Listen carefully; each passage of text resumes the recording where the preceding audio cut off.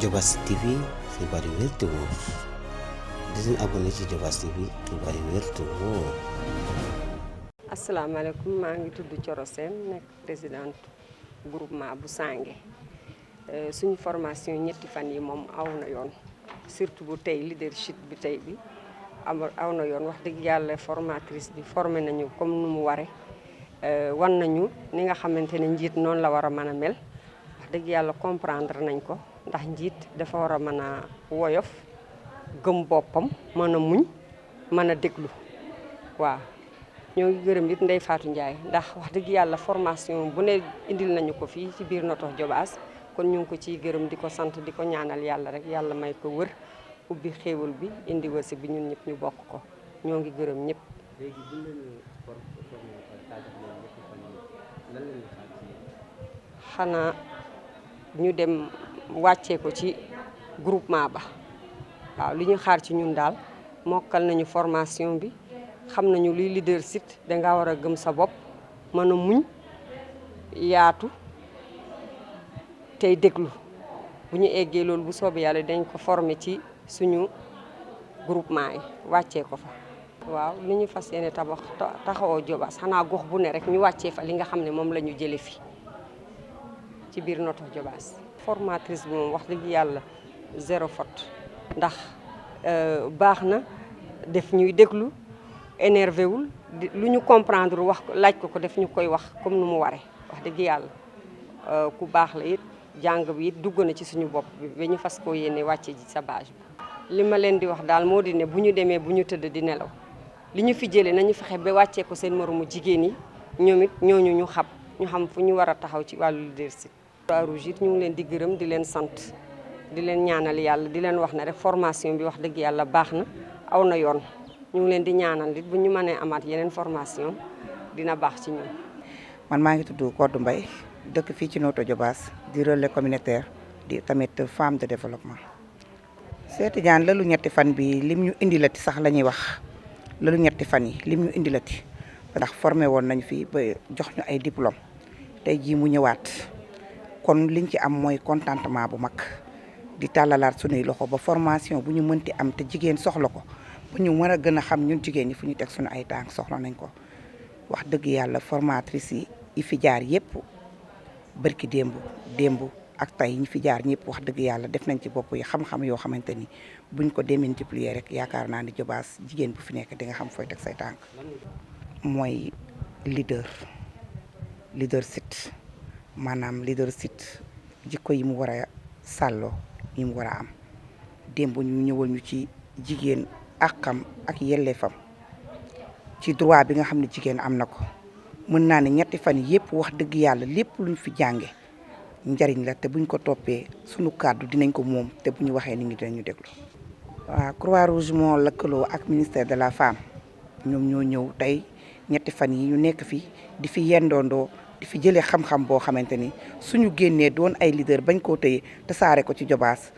dina bari ay leadership ba képp koo gis ak ndomba tànk ba ko yàlla mën a may soo taxawee di nga wax ak moom mu dégg la. man maa ngi tudd Ndeye Lissa Diop di expert en développement ak en protection sociale di liggéey aussi ci domaine bu ñuy wax leadership transformationnel des femmes tey nag dañ fi ñëw pour participer ci formation jigéenu GPF Notto yi ñi nga xam ne suñu sœur Ndeye Fatou Ndiaye moo leen di coacher mu yaakaar ne nag war na leen dolli renforcer seen i capacité dolli leen ñu defaraat seen i taxawaay pour mbootaay yi nga xam ne ñoom ñoo ko jiite ay leader lañu ay femmes leader ñu gën leen dolli loo xam ne dina leen jëriñ dina leen tax ñu mën a yóbbu seen mbooloo fañ ko bëgge ndax mën nga nekk leader jiite te amuloo qualité yi nga xam ne dina permettre nga transformer seen situation communauté yi nga xam ne ñoom ngay servir situation jigéen ñi nga xam ne ñoom nga boot. waa ci biir formation bi gis naa ne que ay jigéen ñu am Pastef lañu ñu am vécu lañu ndax ay jigéen ñi fi nekk ñii ay conseillère municipal lañu ñii ay bàjjanu gox lañu ñii ay présidente de groupement lañu maanaam ay jigéen yoo xam ne ñu am mbooloo seen ginnaaw ma gis ne que ñoom ñëpp participer nañ ci formation parce que leadership jigéen ñi dañ koy dund ci biir kër yi dund ko ci biir askan bi dund ko ci biir seen mbootaay ci seen kanamu mbootaay yi parce que ku ci ne am na loo xam ne yow dañ la ko féetale jagleel la ko muy nga jiite. su fekkee nag amuloo leadership bi nga war a am amoo taxawaay bi nga war a taxaw defaroo sa toogin doo leen mën a jiite te doo mën a jëriñ sa askan. looloo tax man gis naa ne que ay jigéen ñu participer ñu am fulla lañu ñu xam fu ñu jëm am vécu parce que ni ma leen gisee ñuy wax parce que ci suñu biir formation bi dañuy def ku nekk dañuy weccante xalaat ku nekk sa vécu da nga koy dund sa expérience da nga koy partager. kon ay jigéen ñu am Pastef lañu te xam naa ne mën nañu dem fu sori suñ leen gën a tàggatee parce que li ma gën a insister ci ñoom pour que ñu xam ñoom ñooy kan ñu xam nan la ñuy gérer seeni émotion ñu am confiance en elle ñu xam ne war nañoo mën a jóge ci jële seen mbootaay ci point A yóbbu leen point B ak ay résultats yu baax. bu ñu jotee seeni attestation dinañ leen dénk ñu gën a defaraat seen taxawaay parce que comme ñoom ñëpp ay njiit lañu am na weccante na ñoom ay xalaat am na loo xam ne dugal nañ ko ci ñoom mu nekk ay compétence te wax nañ leen ñu continuer di saytu seen bopp ñu continuer di saytu parce que leader doo ko xëy nekk ko da nga koy tabax bu yàgg la da nga koy xëy chaque jour boo xëyee am na benn compétence leader boo xam ne da nga ko war a fexe ba mu dugg ci yow nga di ko jëfe di réagir noonu. looloo tax maa ngi leen di gën a dénk ñu gën a saytuwaat parce que dañ leen jox guide liñ fi doon wax yëpp yu ci bari dinañ ko dugalaat ci livre jox leen ko ñu koy nafar suñ ko mënee partager ak seeni mbootaay aussi ñu partager ko parce que am na qualité yoo xam ne ñi ngi ci ñoom mais xamuñu ko woon tey dañ leen a pousse ñu saytu seen bopp te xam nga jigéen ñi dañuy tañax mais duñu am temps wu def évaluation xool ñoom ñooy kan parce que pour nga nekk un leader il faut nga xam yow yaay kan nga agir pour ab résultat ñun loolu la ñu gisee leadership bu jigéen. maaleykum maa ngi tudd Ndeye Fatou Ndiaye nekk présidente comité consultatif des femmes de l' arrondissement de Noto du département de Thiès. damay wax rek alhamdulilahi rabbil alamin ginnaaw bu ñu santee yàlla julli ci yonante bi ñuy sant ñi nga xam ne ñoo fi teew bu baax li ma waxoon ca njalbeen tànn dafa metti soo bëggee tànn 35 femmes leader ci arrondissement ci commune bu Notto Diobass defe naa ni du yomb waaye tànn yi ñu tànn indi leen fi ànd ko ak formatrice yu matale li ñu doon tey ñu ngi nii ak Ndeye Lissa Diop mu defal leen formation ci leadership transformationnel démb ñu àndoon ak Ndeye Yande Ndiaye mu defal leen les violences basées sur le genre barki démb ñu àndoon ak Fama Dieng mu defal leen droit politique et socio-économique des femmes muy ñetti module yoo xam ne yu am solo la kon ñetti module yooyu am solo gi mu am solo day baax nga dugal ko ci noppi ñoo xam ni suñu delluwaatee askan wi dinañ ci gis seen bopp looloo sabab ñuy feeñal suñu mbégte ndax rëccu wuñu woon luñ doon demandé ji formation bi waa Croix-Rouge ci njiitul coordonnatrice Aïssatou Assou Diouf muy suñu kóllëre nekk directrice su genre ci ministère de la femme waaye yabal point focal bi muy Aïssatou Sall mu mat li mu doon sëkk jàpp ci am taxawaay bu dëgër kon man tey sama mbégte am na fu mu doore waaye amul fu mu yem ndax li taxoon ñu tànn leen ñoom indi leen formatrice bu ci nekk nee nga ñii fi ñëw de ay jàmbaar lañu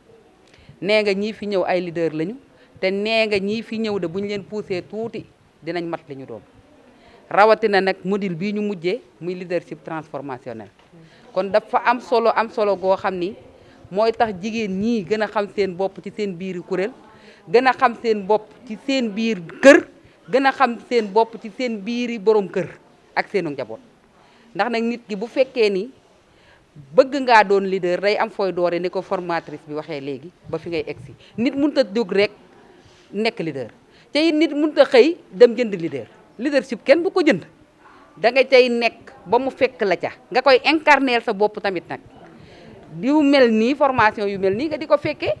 di ci participer di xóotal sa xel di xool yow sa jëmm ji man maay kan man Ndeye Fatou Ndiaye lan mooy samay ngëneel lan mooy samay des lan laa war a yokk lan laa war a wàññi nan laa war a soppi ci sama bopp.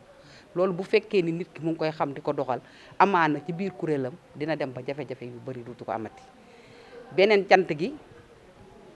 Noto commune bu yaatu la ay kuréel yu baree fi ne ay jigéen yu baree fi ne waaye jigéen ñii ñu tànn indi leen man jàpp naa ne vulgarisation bi mën naa gaaw ndax bu gaawee ci seen biir avec yi seen biir groupement yi ci seen biir mbootaay yi bàjjanu gox yi bu ñuy dajee ñu sensibiliser ñooñu rajo baa ngi fi rajo communautaire bi day baax Cheikh ñii fi nekk yenn saa yi ñu créer émission yoo xam ne da ngay jël ñeenti femme wala juróomi femme ñu ñëw toog waxtaan ci thème yi développé ñeneen ñi ci def mën koo dégg ndax loolu tamit dina baax ci démultiplication bi ndax yàlla dogal na am nañu rajo communautaire bu ñu jege ca Cheikh mii fi nekk ak Babacar Sène doon nañ ñu xereñ ñoo xam ni yombalal nañ ñu mbir mi te it nag du tardé ci ñoom kon vulgarisation bi dina yomb. beneen bi tamit waa partage de l'info ñu ngi fi Kaaw Sarr suñu càmmeñ la suñu xarit la wax dëgg yàlla jàpp nañ ni lépp loo xam ne ñu ngi koy jëflante ak moom fa mu war a egg rek dina fa egg ca partage bi tamit nit ñi dañ koy suivre. formatrice yi ma sant leen bu baax a baax seen taxawaay soxna Ndeye Lisa sant nañ bu baax ni ñu santee Ndeye Yande sant ni Fama li ngeen xam daa bari lool géej la waaye ñii ku ci nekk tàng nga ci xañ na ku ci yor sa siwo fees na ku yor paan nga xam ne dangaa xër fees na ku yor pot tamit fees na te jàpp naa ni fii pot nekku fi ay siwo ki paana fi nekk kon ñun sant nañ ci bu baax a baax ndax duy nañ ci yéen ñuy gërëm suñu autorité locale yi ndax fii ñu nekk ñu ngi ci mairie bu Notto Diobass ouverture bi maire nekku fi mais 3e adjoint jaar na fi muy Ibrahima Thiandoum Doudou Pouy ñëw na représenté maire ubbil ñu dalal ñu waxtaan ak ñun maire woo nañu sànq mu nga jëm Fatick xañ na clôture bi bëggoon naa ñëw waaye mënul ñëw léegi la woote kon dañ koy sant bu baax ci lëkkaloo gi nga xam ne lëkkaloo nañ ko ak ñoom ndax li ñuy def wax naa ni commune bee fi ne lépp lu ñuy def kon mairie bi lañ koy defal ndax ñoom ñoo war a jóg wuti partenaire bu yàlla dogalee na jigéen ñi am ci taxawaay bu dëgër ndax gis ngeen conseillers yi fi nekk yëpp conseil municipal bi 50-50 la kon conseillers yi fi nekk yëpp kenn ku ci nekk am nga war wut dem wuti partenaire bu ñu tàggat ba kenn ku nekk am xam-xam bu matale kon loolu mu ci dugal man ma dem wuti loolu may gërëm sous-préfet tamit moo ñëw ubbil ñu ca clôture bi tamit incha allah rabbi adjoint dina ñëw loolu tamit ngëneel la Notto li fi am bariwul commune yu mu am déggoo gi am entre autorité locale ak organisation de femmes yi wax dëgg yàlla ñun amuñu dara lu ñuy ñooru ci ñoom bu ñu amee soxla dañ leen koy wax bu ñu waree teew dañuy ñëw teew si duñ leen bàyyi sax dañ leen di topp leen ba ñu ñëw teew si loolu tamit nag yombul wax dëgg yàlla di sant di gërëm di ñaanal ñi nga xam ni ñoo ñëwoon kenn ku nekk suñu borom delloo la ci jàmm formatrice yi ñu sant leen waa AGS ñu sant leen waaye Croix-Rouge tamit ñu koy ñaanal bu baax a baax ba financement bi projet bu jeex rek nañu am beneen ndax askan waa ngi ciy gis seen bopp Astou Diouf ñu ñaanal ko bu baax a baax moom mi nga xam ne mooy coordonné projet bi yàlla yokk ko may ko wér bu baax ak kattan ci kattanu suñu borom. Aïssata Sall, je suis le point focal du projet de contribution à la vulgarisation et à la protection des droits des femmes. Un partenariat, une collaboration plutôt de la Croix-Rouge sénégalaise, entre la Croix-Rouge sénégalaise et la Croix-Rouge espagnole, sous financement du gouvernement de la Rioja et du Conseil général de la Grenada qui se trouve en Espagne. Nous avons été là depuis avant-hier, depuis jeudi, le jeudi 30 juin, pour une formation de 3 jours avec les groupements de promotion féminine et les Badianou Gor et aussi les femmes élues qui sont des conseillères municipales de la commune de Notto Diobass. Ce que nous attendons de ces femmes, qu'elles soient des relais pour vulgariser et sensibiliser les autres parties de la population qui n'ont pas pu faire cette formation. Puisqu'il y avait 35 participantes, nous savons que ce n'est pas beaucoup, mais puisqu'elles sont des leaders, des femmes leaders, qui sont des membres ou présidentes de groupements de promotion féminine, qui sont des Badianou Gor, elles ont l'habitude de parler avec les populations. C'est pourquoi nous avons pensé les choisir Madame la coordonnatrice de ce projet a pensé choisir les GPF pour cette formation, pour la phase du projet droits des femmes du Comité national de la Croix-Rouge sénégalaise. Voilà ce que nous attendons de ces participantes. Normalement, puisque nous attendons aussi de ces femmes qui ont été choisies pour faire cette formation, qu'elles fassent un plan d'action sous la coupe de Madame l'adjointe au maire de la commune de Notto Diobass, qui est Fatou Ndiaye, qui est aussi membre du GPF et qui est aussi une femme leader. Nous pensons aussi les accompagner, le projet pense les accompagner pour ces plans d'action, pour qu'elles peuvent mieux vulgariser les connaissances qu'elles ont acquises durant cette formation. Le projet a financé cette formation, pourra financer peut-être un forum et aussi les plans d'action qu'elle compte faire. C'est ce que nous pouvons faire puisque il y a eu 2 pauses, une pause café le matin et puis une pause déjeuner. Elles auront aussi des fascicules où il y a les 3 modules qu'on a déroulés durant les 3 jours. Et aussi un diplôme, mais aussi un remboursement de transport. Nous savons que ce n'est pas beaucoup, mais aussi ça peut les aider à faire les plans d'action qu'elles veulent faire. Voilà, nous remercions d'abord le sous-préfet de la commune de Notto Diobass qui a été ici pendant le premier jour et son adjoint aussi, c'est lui qui a présidé l'ouverture de la formation, de la session de formation, mais aussi le maire de la commune de Notto Diobass qui nous a donné la salle. Nous sommes bien à l'aise ici dans la mairie de Notto Diobass, mais nous remercions aussi Madame Fatou Ndiaye qui est notre point focal ici dans la commune. Aussi les participantes et la population de Notto Diobass qui nous ont bien accueillis. Et surtout vous de la presse et aussi Diobass TV. Diobass TV xibaar yu wér te wóor di leen abonné ci Diobass TV xibaar yu wér te wóor.